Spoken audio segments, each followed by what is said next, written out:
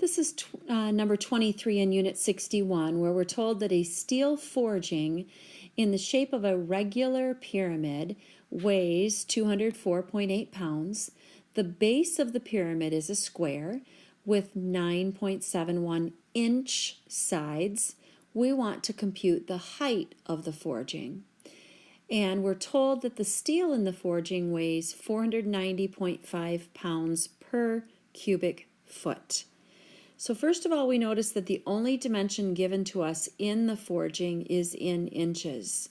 So we're going to need to convert this weight to cubic feet and then to cubic inches so that we can then use our volume formula for a pyramid.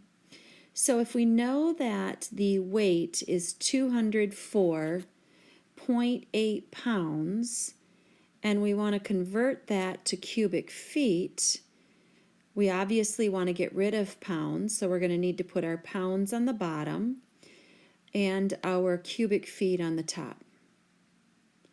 And we know that 1 cubic foot is equivalent to 490.5 pounds. That's supposed to be a 0.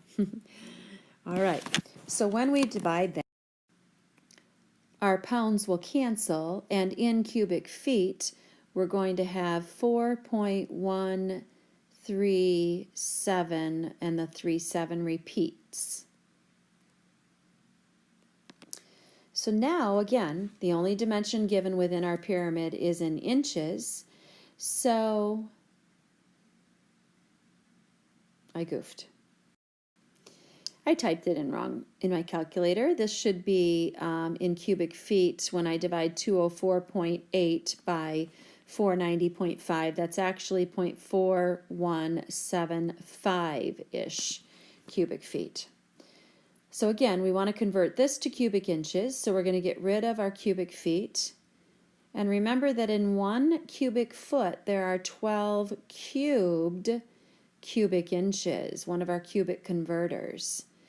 So our cubic feet will cancel, and we're going to take that answer on our calculator and multiply it by 12 cubed, or our conversion formula says 1,728.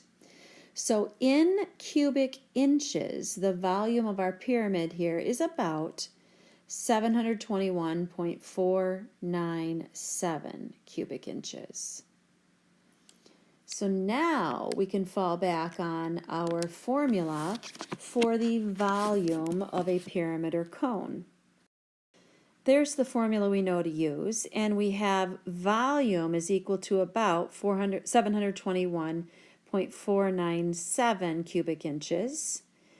That is equal to 1/3 times the area of our base. Well, our base is a square, so you find the area of a square by taking its side and squaring it.